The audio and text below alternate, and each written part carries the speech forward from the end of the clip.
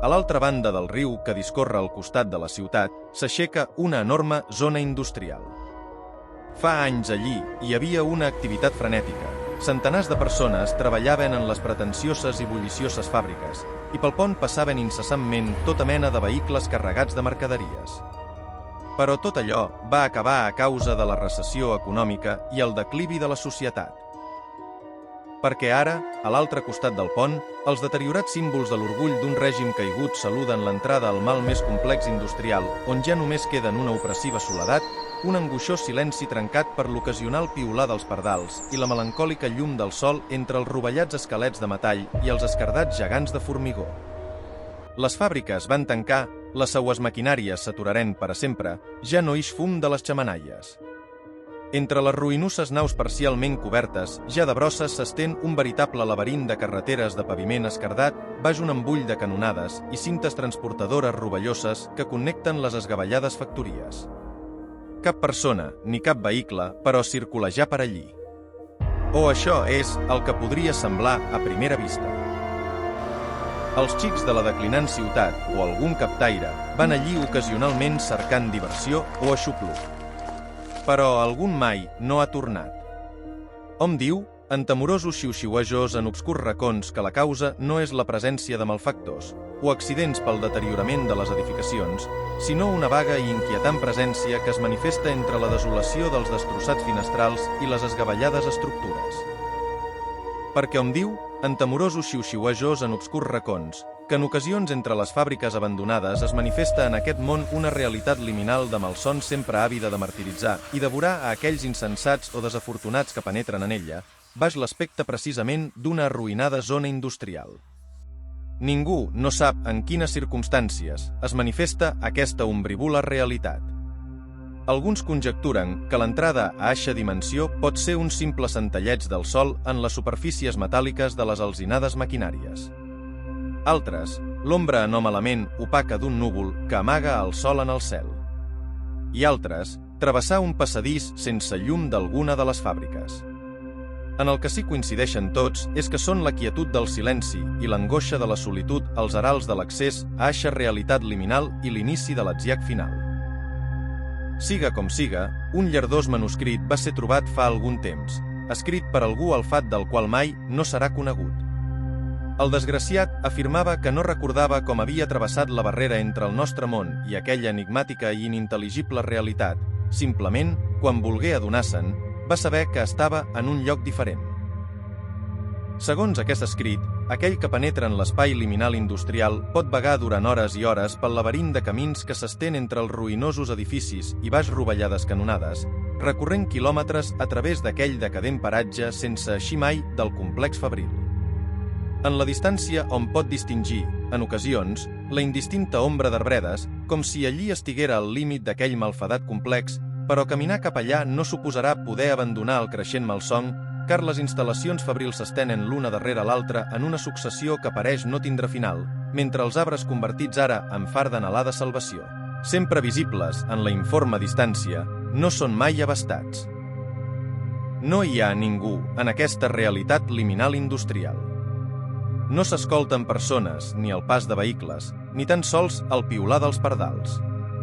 La solitud i l'irreal silenci es fan, hora rere hora, més opressius i angoixosos, i el seny d'aquell perdut en aquest món de malson comença a clivellar-se i tentinejar mentre hom gira el cap nerviosament buscant algun senyal de vida en aquell complex desolat. Llavors s'escolta, o hom creu escoltar, una veu llunyana i inintel·ligible, i la joia ressorgeix amb crepitant intensitat entre l'abatiment i la desesperació de l'extraviat, i amb la cua d'ull pot ser que es veja una figura o un moviment a l'obertura d'algun finestral o darrere d'algun centelleig de l'incessant sol. Però penetrar en alguna de les ruïnoses fàbriques és el pitjor que pot fer-se. Les sales i instal·lacions del seu interior corresponen a la grandària de l'edificació, no s'estenen indefinidament, com hom podria suposar, com succeeix en els espais exteriors d'aquesta realitat onírica. Però dins de les factories abandonades hi ha esgavellades maquinàries, rovellades canonades, passarel·les inestables, fosques galeries, enormes sales de sols coberts d'enderrocs insegurs. És molt fàcil i probable patir una caiguda o un accident, tallar-se amb alguna greixosa vora metàl·lica, i quedar dificultat o fins i tot impossibilitat per a manejar-se o córrer. No hi ha ningú a l'exterior. Però dins dels llòbrecs i foscos edificis sí que hi ha alguna mena de presència. Hi ha entitats indefinides, vagues, llunyanes, la presència de les quals hom pot saber per les seues passes reptants en els sols metàl·lics, pels seus constants i inintel·ligibles murmuris i xiu-xiuejos. No els crides ni xiscles, perquè això atraurà a eixes insondables entitats. Viuen en les ombres, car detesten la llum, caminant amb passes insegures o arrossegant-se per parets i sols, sempre murmurant de manera inquietant. Tenen forma humanoide, però poc o res més es sap dels seus trets. Si et veuen avançaran cap a tu, amb pas lent però segur, les seues intencions són malèvoles, però no manifesten ira ni agressivitat, simplement es dirigiran cap a tu amb tranquil·litat, amb parsimònia, fins i tot amb indiferència, xiu-xiuejant incessantment, sabent amb fredor què és el que van i han de fer. No es sap de ningú que haja sobreviscut a un d'aquests encontres, tot i que és fàcil imaginar-se quin és el desenllaç. En la majoria de les abandonades fàbriques, les màquines i instal·lacions estan apagades, aturades, tan cobertes de brutícia que sembla que han estat així durant incomptables anys. Però em diu que en alguna d'elles pot escoltar-se el gemegós grinyolar i l'insistent brunzit del funcionament d'alguna màquina. Hi ha algunes cintes transportadores en funcionament per les quals circulen contrafetes peces o alguna substància desconeguda, negrosa i densa, pudenta. És millor que no sàpigues què és. Per la teua pròpia seguretat. Pel teu propi seny. Convé allunyar-se ràpidament d'allí, perquè és per aquests indrets per on més ronden les depravades criatures que habiten en aquestes instal·lacions. Però és quasi segur que si has arribat fins ací, no tornes a eixir a l'exterior, perquè quan et gires, distingiràs davant de tu una forma ombrivola, xiu-xiuejant. Sempre és de dia en la realitat liminal industrial. O almenys quasi sempre. Perquè em diu que en alguna ocasió pot ser que el cel s'enfosquisca amb núvols espessos, ombrívols, que apareixeran darrere de l'horitzó i ràpidament cobriran d'una part a l'altra el cel, opacant la llum del sol. I eixos núvols donaran pas en poc de temps a una fosca i sinistra nit, car no hi haurà ni lluna ni estels. Només una opressiva obscuritat.